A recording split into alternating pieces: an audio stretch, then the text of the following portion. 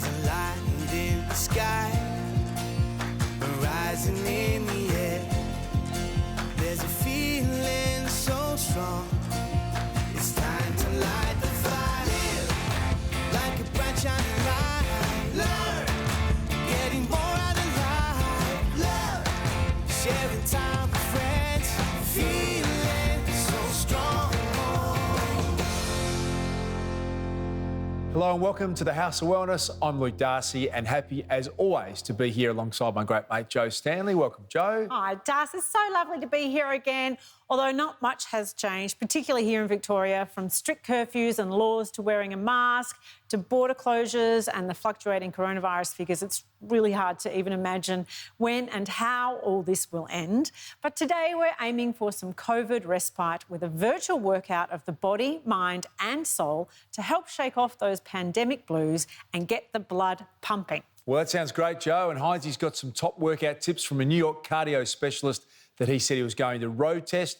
And a shout out to all our tradies as well, Jo. It's Tradies National Health Month. Yes, so we'll be heading to Tassie where a local tradie is pulling up his socks in the war against breast cancer. And while we're on the topic of fighting for or standing up for something, the word resilience is one that's thrown around a lot.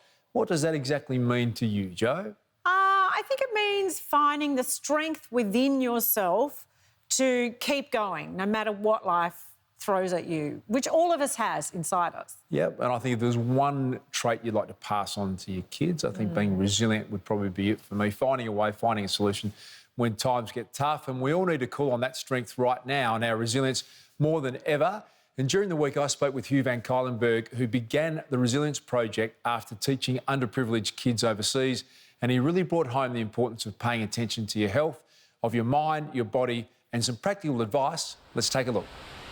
I've always been fascinated with the question, what makes us happy or what makes us feel happy? And the reason for that is growing up as a kid, I had a really, really happy upbringing, a loving family, brother and sister. But when my sister turned 14, I was 16 years old, she was diagnosed with a mental illness, anorexia nervosa, an eating disorder, and it ravaged her. And it ravaged our family. In fact, I actually very clearly remember having the thought that, gosh, mum and dad aren't really happy anymore.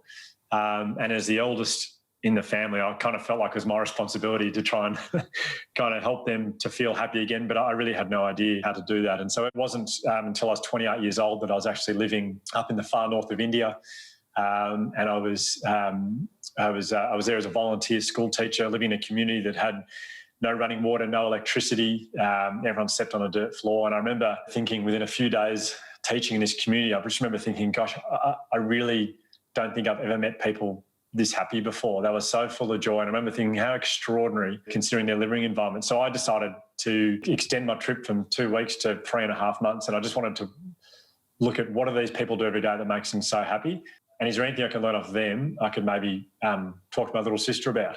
And that's where I learned quite a few, I suppose, life-changing things that really were the foundation of the Resilience Project. Life-changing lessons. Can you share with us what they are? There were 3 things that these people did every single day, as far as I could tell. They practiced gratitude, they practiced empathy, they practiced mindfulness. That's not to say they're the only 3 things we should be doing in order to feel really happy, but they are 3 key things we should be making an effort to tick off every day. Gratitude, very simply, is the ability to pay attention to what we've got, not to worry about what we don't have. I find so many of us live our lives by the if and then model of happiness. You know, if I buy this iPad, then I'll feel happy. Or if I buy this car, then I'll feel happy. There's nothing wrong with wanting things like that, but you buy a nice new car, feels good for a bit, and then 6 months later someone drives past in a nicer car and you think, oh, actually, if I drove a car like that, then I'd feel happy. Or well, a common one is if I get this promotion, then I feel happy. And then a year later, right, what's next for me? What's the next step up? If I get this, then I feel happy. Gratitude is where joy comes from. And that's when you look at what you've already got. And we've got so much here in Australia. The second one, empathy. Everyone knows what empathy is. Really, it's when you can feel how someone else feels. The reason this is important, especially at a time like this, is the research tells us the more empathetic you are, the more likely you are to act in a kind way. And the neuroscience behind kindness is amazing. It says if you do something nice to someone else, your brain releases this hormone called oxytocin. And oxytocin is known as a love hormone or the joy hormone because it makes you feel happy. And I'm not talking about outrageous acts of kindness either. I'm talking about small things, holding the door open for someone, shouting someone a coffee, letting someone into traffic. Those little things, we are hardwired to experience joy from being there for other people. And mindfulness, how would you break that down? I feel one of the issues we have with mindfulness is the first thing a lot of people think about is they think, all right, that's sitting on a rock with your hands in the air making weird noises, legs crossed, which it can be. And some people like to practice that deep form of meditation. But mindfulness, as far as I'm concerned, it's the ability to be calm. It's the ability to be present. Now, are we calm in Australia right now? No, we're not. We are the second most medicated country in the world for anxiety disorder. So we're not calm. Are we present? The research tells us we spend most of our time thinking about the future or the past, and only a small percent of our day we actually think about what's happening as it's happening, which is really sad when you consider that 100% of our day is the present moment. Yet we're worrying about an email we've got to send the next day or a meeting that went wrong during the week. We've got to get better at being wherever we are because it's all we ever have. And in relation to coronavirus, we've spent so much time obviously worrying what the world's going to look like in 2 weeks' time, in 2 months' time, in 6 months' time.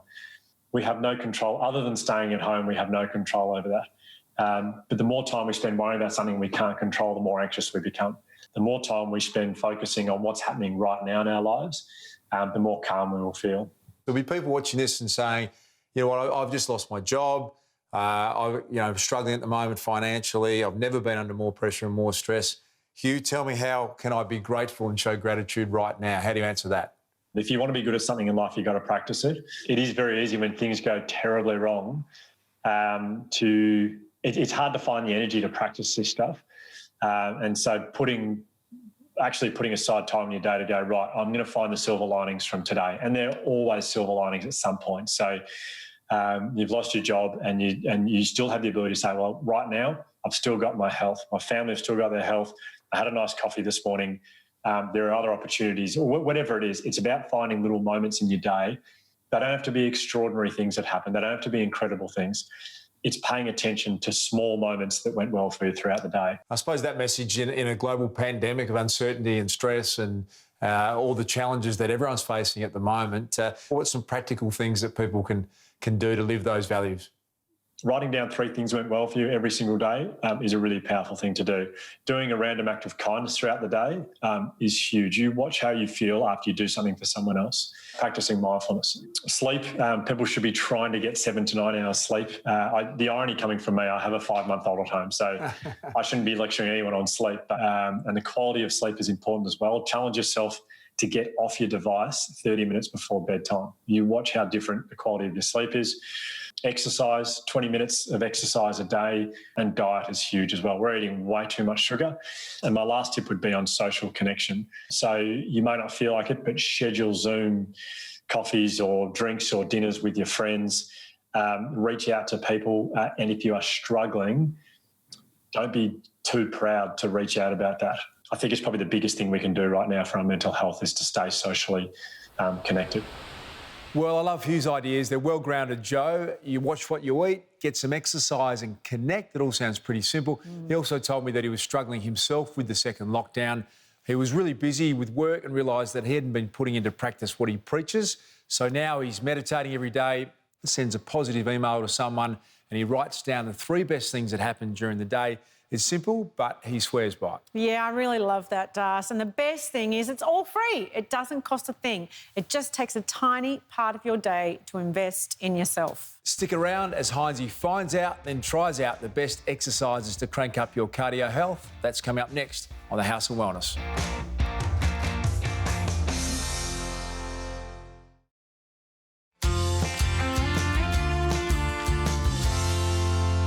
Well, seeing so many people out and about focusing on their fitness has been a definite upside of the pandemic. A lot of gyms might still be closed, but getting outdoors to exercise has been a lifesaver for many of us, Joe. Absolutely. We're all out there pounding the pavement or the park, but I was surprised to learn that more than 1 million Australians are living with heart disease, stroke or vascular conditions, which sounds like a lot to me.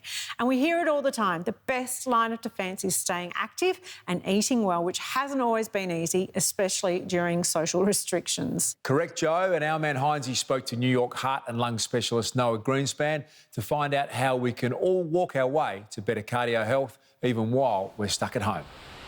We're always hearing how important it is for us to do aerobic activity, but seeing as we move every day, how important is it that we push it to the next level? So it depends who you are. So every person is going to be a little bit different and everything is relative, right? So not everybody has to be a marathon runner or a speed skater, but it's important that we're consistent. And I think the biggest issue that people have is not so much what they do, but it's how consistent they are. So a lot of people get out on a fast track. I'm one of them. So it's like I may go out and ride 25 miles in one day and then not do it for a week or two or a month.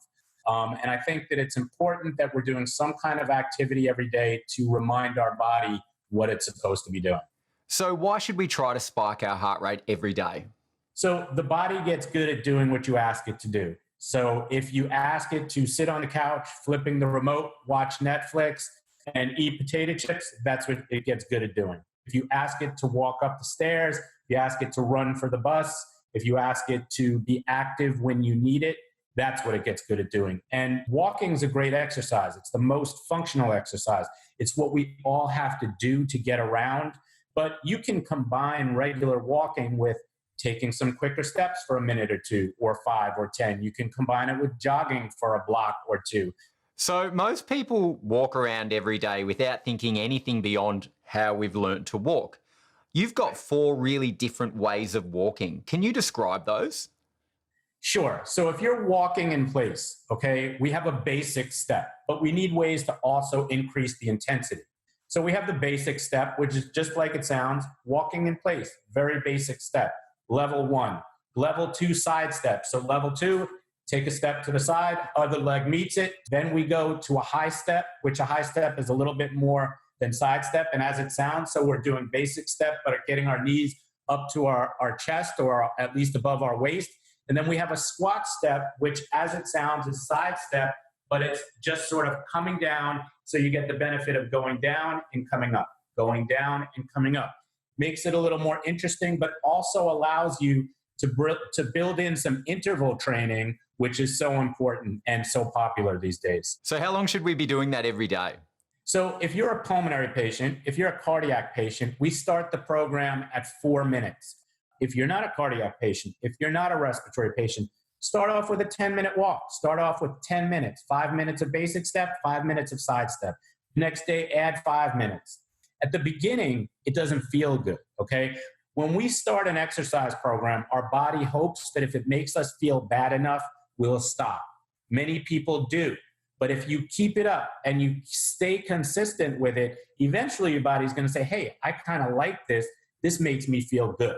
So it's something we do every day without even thinking about it. Why is breathing so important? So breathing is so important because breathing is the key to life. So oxygen is our fuel source, right? So as people say, if you can't breathe, nothing else matters. For anybody that's ever been short of breath, whether it's you swam a little too far out into the surf than you thought you could be, or you're running for that bus and you can't breathe, it's a very, very anxiety-provoking situation.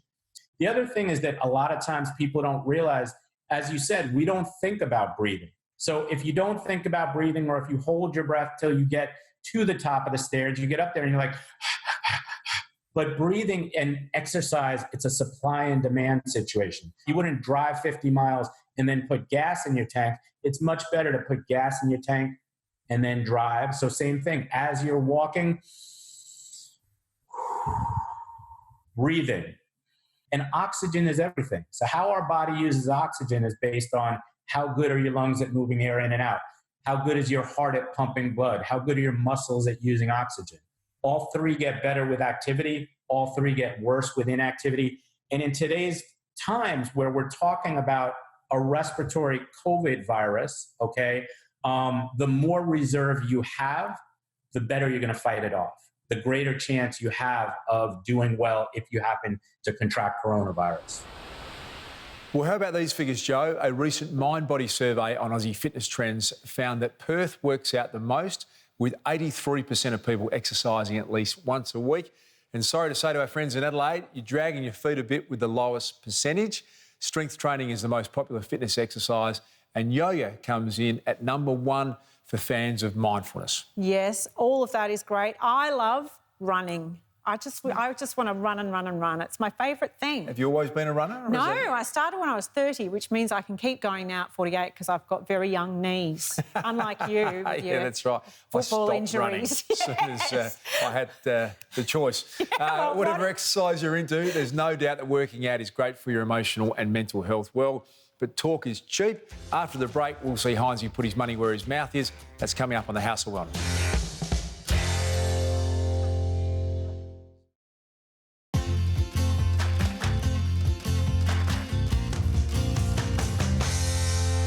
Welcome back. You're watching the House of Wellness. Before the break, we met the very colourful heart and lung specialist from New York, Noah Greenspan, who took Heinzie through his most essential moves for cardiac health. Joe? Noah is a self-confessed oxygen junkie, since oxygen is the main energy currency, as he calls it, for all our bodily functions. Improving the way we use it is on top of his agenda. Which is why aerobic exercise is a big one for him.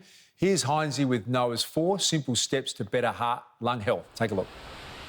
Noah swears by these 4 different types of walking exercises that he says improve cardio health. So I thought I'd give him a crack.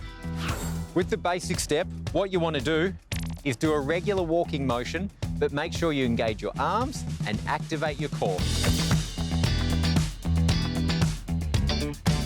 The second move is called the high step and is like the basic step, but it means bringing your knees up to your waist height.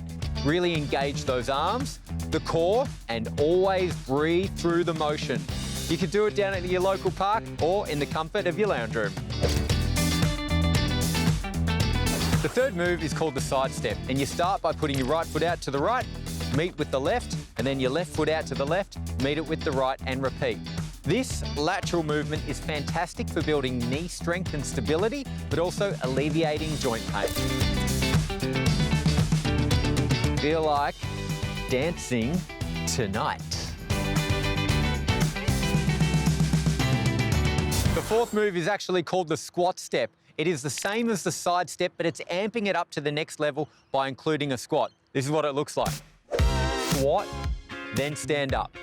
Squat, stand up. And I have to say, out of all of the moves, this is the one that's really going to spike your heart rate. So please, don't forget to breathe. Really engage that breath. Keep the core switched on, shoulders back, chest up, abs on. The really interesting thing about Noah's techniques is that they didn't really elevate my heart rate to the levels that I'm used to when I exercise, but they did reconnect me to my body. I had to really focus on every movement, that I was engaging my core, not carrying any tension in my shoulders or chest, and that I was always breathing.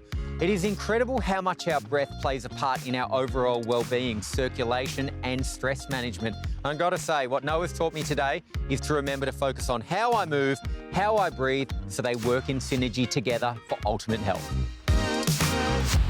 Well, nothing too tricky there, Joe. I know Noah is also focused on a number of breathing techniques too. He sees a lot of patients with shortness of breath, so learning how to breathe, as strange as that sounds, is the right way to go, and it's all part of it. Yeah, I know you did a lot of breath training with Dutch Iceman Wim Hof, Darcy. Yeah, that was a remarkable experience, Joe. I will never forget the 3 or so hours I spent with him. And you think you know how to breathe, and then you take that to a whole new level, and to get your mind in a state where you feel like you can switch on part of your nervous system to cope with the freezing. I was blown away by that experience. For those who don't know about Wim Hof, I think he's described as the Dutch extreme athlete for his ability to withstand freezing temperatures. He's done some crazy things, like, you know, swimming underneath the Antarctic ice for kilometres and popping out the other side. But quite an extraordinary guy, and a lot of links between being able to breathe, being able to withstand the cold, and your mental health as well. Yeah, absolutely. I actually did a workshop, a breath workshop, with a friend of Wim Hof's whose name is Asher Packman. He's an Australian guy, and it was the most profound experience of my life, that breath workshop. The difference it makes you feel when you know how to use oxygen. It's amazing. And he's very brave. I don't think I could do the ice bath thing. I reckon Heinzie would give it a go, though. Here he is with former Aussie netballer Laura Geitz, taking a deep dive, not into cold water, but into the benefits of magnesium with a Heinzie avocado special. All right, I got a question for you. What does Arnold Schwarzenegger, Luke Darcy, Laura Geitz and Luke Hines all have in common? Oh, Luke, apart from the fact that they're all very incredibly charming and delightful, are you going to tell me something else? I actually am. They've all successfully made their careers based around the agility and strength of their muscles. Do you know what's crazy, Luke? Humans are made up of over 600 muscles in our body, which makes up 40% of our body weight, which is why it's so incredibly important to look after them. You're doing that today. Talk me through it. All right, so this is all about celebrating that mighty mineral magnesium. Now, of course, you can find it in the zucchini that I'm charring off, but in fact, it's really abundant in this avocado, in the avocado hummus. Look how creamy that is. Yum, oh, looks amazing. Magnesium, as we know, Luke, plays such a big role in regulating muscle contractions, helping our muscles relax and just generally the overall function. If we don't have enough magnesium in our bodies, unfortunately, we experience things like muscle cramps, aches, pains, and even spasms. They're all things that we definitely want to avoid.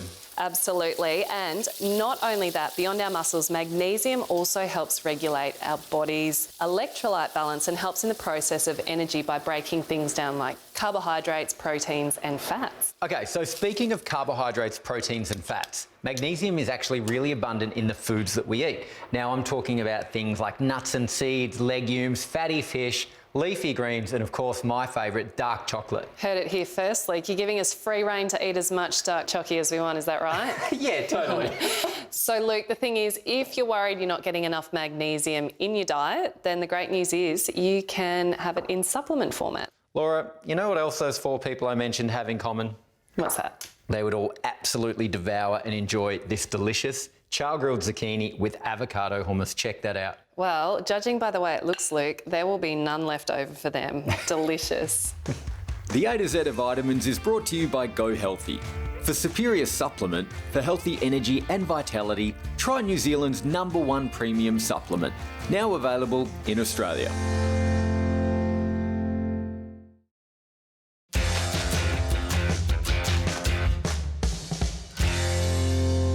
Welcome back. Well, 2018 was a big year for Women's Rugby League with the first ever NRLW comp kicking off. And that year, the Jillaroos and New South Wales star Sam Bremner became the founding captain of the St George Illawarra Dragons. Joe? Sam gave birth to a gorgeous baby boy named Reef last year, and after a break from the game, she's now juggling motherhood and her own personal training business, which is a very familiar story. And now Sam's not only raring to return to the field, but she's also paving the way for other women in the fight for equality in sport. My passion for rugby league started when I was a little girl. I live in a very rugby league community. We all love rugby league here. My dad played for the Cronulla Sharks. My brother played growing up. Always wanted to be around rugby league and loved watching it on the TV. But for me, then there was no opportunity to play rugby league as a little girl unless I wanted to play with the boys. And my mum was just a little bit unsure about that. She didn't want me, being roughed up. I read in the paper that there was an Illawarra competition for women's rugby league, and that's the first I'd ever heard of women even playing over the age of 12. And I, sort of said to my mum, well, I'm 18 now, I'm old enough to get a tattoo, so I'm going to play rugby league, whether you like it or not. We just got a big bunch of us together. My best friend at the time coached us, and my mum managed us, and we went on to win 4 premierships. Our coach received an email off New South Wales Rugby League that there was going to be a New South Wales knockout, so any teams could go in and play a knockout. I was playing in that knockout, and when I finished the game, Mark Riddell was on the sideline, who was the coach that year for New South Wales, and he asked me if I would come and be in the team. And I said no. I said, I don't know enough about rugby league yet. It's only my 2nd season. I obviously just didn't have the confidence or self-belief. And he sort of persisted a little bit, came after my next game, came after the final, called me and just said, I'll be able to give you that confidence. I'll be able to teach you these things. And you'd be, a great person for our squad. And that was my first year I played. So that would have been about 8 years ago. And from then got picked to play for Australia in my 3rd season. I think the best thing that ever came of you know, captaining both New South Wales and Australia at different times was not that I was going to be the captain and have the C next to my name. And, you know, it was more that my coach would say it was because I led by example, I treated others well, I was very inclusive. It was all these things that he outlined that I'm the person I am, and that made me more proud of the reason why I was captain rather than being captain. And I think that was something that was instilled in me since I was a little girl. Setting up the gym is definitely one of the best decisions I ever made. It's given me so much flexibility and freedom to not only be a rugby league player and a gym owner, personal trainer, but also, you know, be able to spend time now with my son and my husband. And putting all that aside, I'm really passionate about helping people. I think the more exposure we receive in the NRLW and rugby league for women in general, the more chance there is of us growing, but it needs to be quality. I don't think we can jump ahead and have all these teams if the rugby league isn't quality. So I think we'll definitely get there though. I definitely can see women playing rugby league as a full-time profession. I don't know how far in the future that'll be. It'll definitely be, you know, after I stop playing, but it'll be there. If one little girl came up to me and said that I was the reason that not only she's playing but she loves her football so much, that would feel like a legacy to me. I just know that rugby league has created such a positive life for me and has taken me on this path, who it's really created a person that I never knew I was and who I really love being.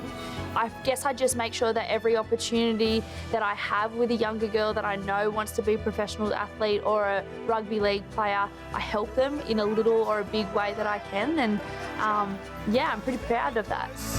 She's been held up. Another big play, Sam Bremner.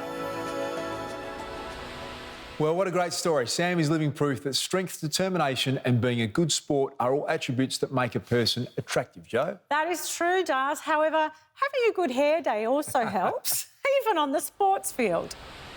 So, Sarah, I'm sure I don't have to tell you how to brush your hair. No, that's one thing I do know how to do. Well, I won't tell you how to brush your hair, but what I will tell you is there's some little tricks that I've used over the years. Keeping your hair naturally strong is as simple as investing in a premium hairbrush. Check out the Luxe box. And the brush itself is so beautifully designed. It really is. It's a staple to have that really never dates. Taking that time to regularly brush your hair can be as good as giving yourself a scalp massage. So, if you want to grab the brush, regular brushing helps carry the natural oils from your scalp throughout your hair. It creates a gorgeous, even and smooth, shiny look.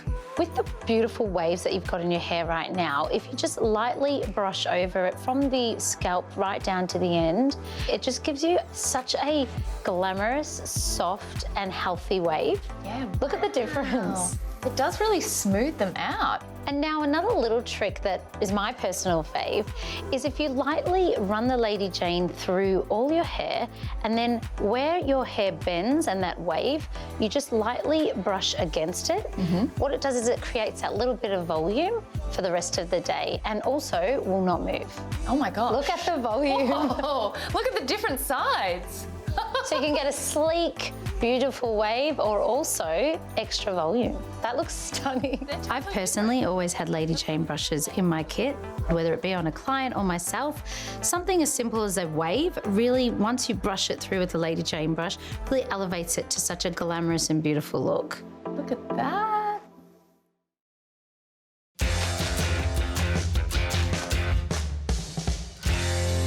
Welcome back. You're watching the House of Wellness. So tell me, Jo, when you hear the name Broken Hill, what do you think of?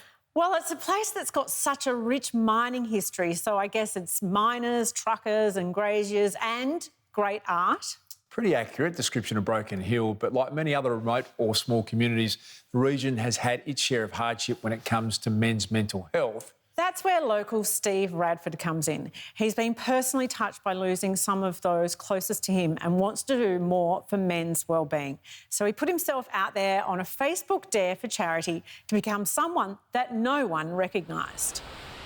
The community was invited to set challenges on social media for me, and they were fine tuned and shortlisted to two. A was walk down the main street, Nargis Street, in full drag, or B, sing Working Class Man Jimmy Barnes on the balcony of the Broken Hill pub.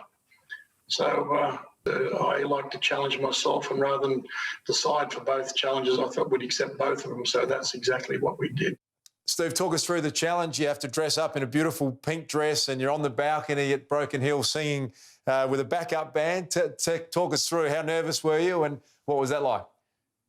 I wasn't too sure, so I had to go and have a frock testing. So I went to put a dress on, and a guy called Brendan Barlow helped me with the dress and the makeup, and Brendan done a fantastic job. So I caught up with Brendan to try a dress on, and when I put the dress on, it was very short. And I said to Brendan, "Where's the rest of it?" He said, "That's it." I said, "Really?" It is, yeah, that's it.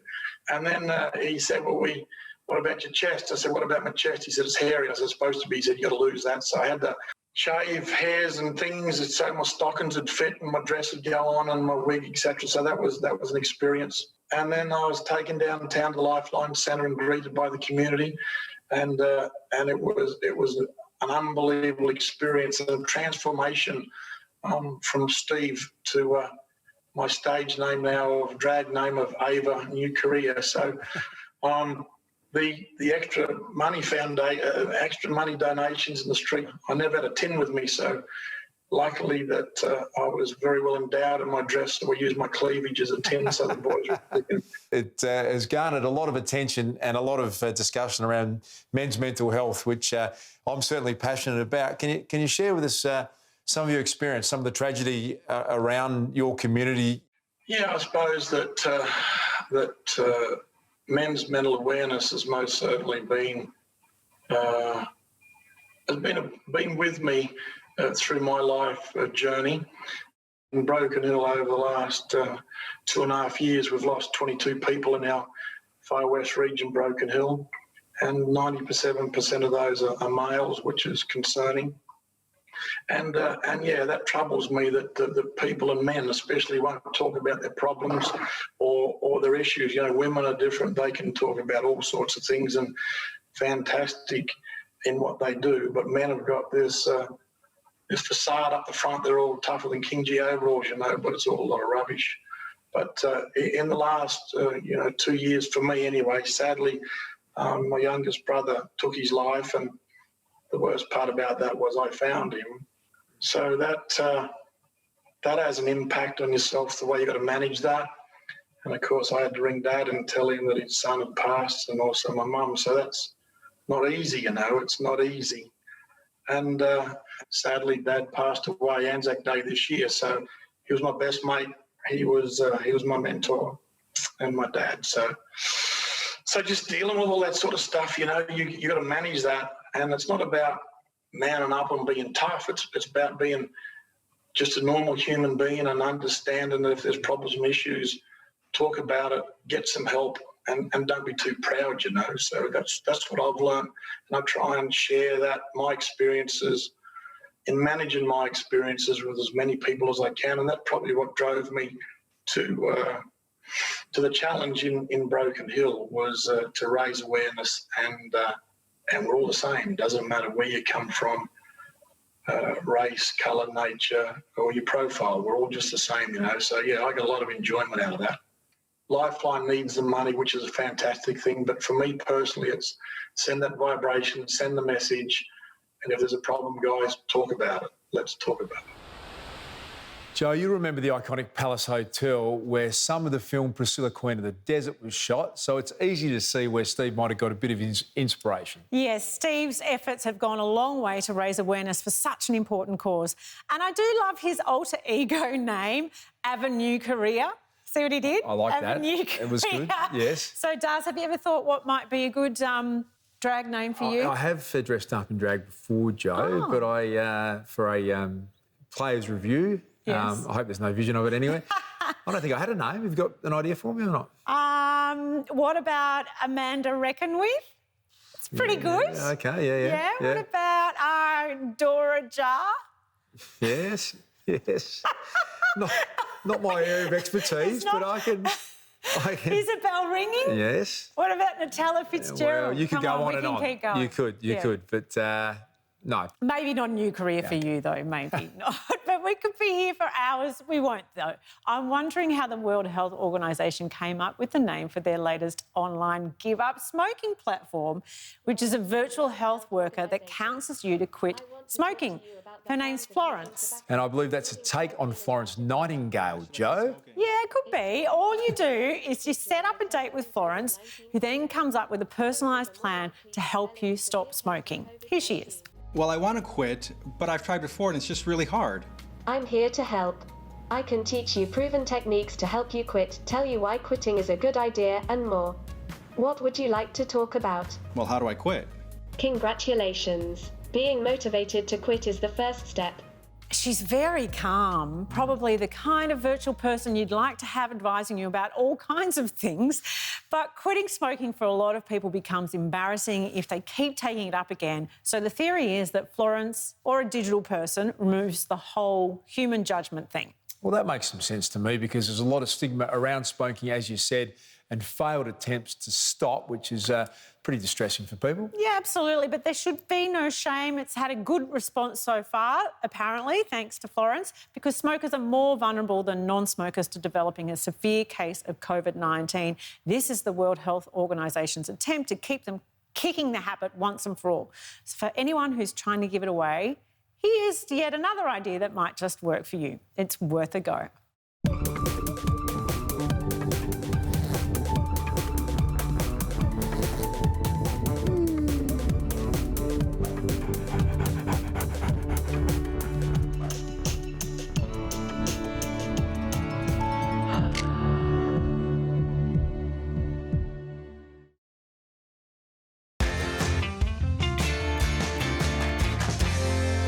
Along with mental health, another of the many causes we support here in the House of Wellness is breast cancer awareness, Joe. Be it the fantastic work done by the McGrath Foundation, set up by cricket hero Glenn McGrath for his late wife Jane, to wearing a pink ribbon or hosting a fundraising breakfast with friends, these campaigns are just so powerful and effective. Yeah, more than 20,000 Australians will be diagnosed with breast cancer this year alone, which is why these fundraising campaigns are so important. Few people know this more than young Tassie tradie Tristan McCulloch. The apprentice plumber lost his mum Annette earlier this year, and now he's doing his bit in the fight against breast cancer. I only got to spend 21 years of my life with her, but geez, those 21 years were, best years of my life, and she's taught me so many things that she's paved the path for me. All I've got to do now is walk that path. Tristan McCulloch was in year 10 when his mum Annette was diagnosed with breast cancer, and he was only 21 when she lost her battle and he had to say goodbye. Mum got diagnosed in 2014. It was stage 4, so it's a pretty hard battle to come back from, but she wasn't supposed to make it past the year, and she made it 6 years, so she was an absolute fighter. As the youngest of 4 kids, Tristan and his mum were really close. He provided a lot of her palliative care and was with her until the end. That's how it all started, really. I bought the pink socks. I ordered them online to wear at my mum's funeral, but they didn't come in time. They came a week later, so when I was at work, I thought I'll pop the pink socks on in honour of Mum.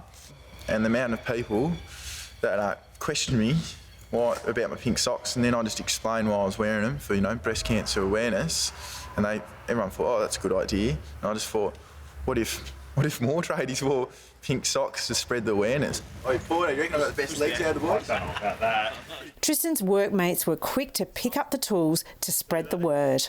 Yeah, there was no twisting my arm to put the clothing on. It was just make it happen and just buy the clothes and just put it to the cause, and that's it. Yeah, in the morning you don't need to pick what pair of socks you wear, and it's just straight for the pink pair. You just know it's for a good cause and that's what you got to wear, so you're just going to wear it. Yeah, well, people will look at you and go, what are you wearing pink socks for, mate? And you just sort of tell them that, it's for breast cancer and raising awareness, and then after that they sort of go, hey, can I have a pair of socks? Tristan got in touch with the Breast Cancer Network Australia to see if he could sell the pink socks in his hometown of Burnie, Tasmania. Can I get you sweets? I said, oh, you don't mind me advertising your socks and, you know, boys and girls wearing the socks on the work side and whatnot. And they said, oh, we kind of like that idea. We might, might make a little campaign out of it. And obviously she's blown up a bit, so that's good. And I think we've raised over $25,000 so far, so yeah, in 4 weeks, so that's pretty good. This is a bloke that's turned a bad situation into a good situation, and hopefully he raises thousands of dollars for the cause. Get behind him, go and buy some pink socks, buy a beanie, support it, donate money if you have to. You don't have to wear it, just donate some money. But for Tristan, the money raised is just icing on the cake. His main goal is to raise awareness. If you're not feeling good, go to the doctor, get the early detection, because you'd rather be 6 goals down in the first quarter than 6 goals down in the fourth, because you can still come back from it in the fourth quarter, but it's a harder game to win. For many breast cancer cases, early detection is the difference between life and death. I can feel sorry for myself, or I can do something like this. I don't want people to feel bad for me. I want people to learn from our family. So, yeah, if they can learn from our family, hopefully it doesn't happen to anyone else's family. Get that early detection, because if mum got that early detection, she'd still be here today. So. Well, being a tradie, I'm sure Tristan has had the odd injury on site or two. Joe, maybe he's had a blow to the finger with a hammer. So tell me, what do you do when something like that happens to you, Joe? Sure, I probably wouldn't share that language on television if I really hurt myself. Well, swearing is the first response generally, but now there's been a study that shows that swearing can significantly increase your pain tolerance. I always felt like it helps. In a report from the UK, volunteers held their hands in an ice bath to assess their pain threshold. Sounds a bit like a session with my man Wim Hof, although not the full ice bath. They were given some fake swear words to get them through the pain, which did absolutely nothing to help. But when they could let loose with the real version, their pain tolerance increased by 33%. How about that? Well, if you've ever, you've got 4 kids, you've been in a room with a woman giving birth, you would know it helps. Certainly did for me. Does she have to swear at me, though? Sure, I did. Well, that's our show for today. Log on to our website, houseofwellness.com.au for more health and wellness information.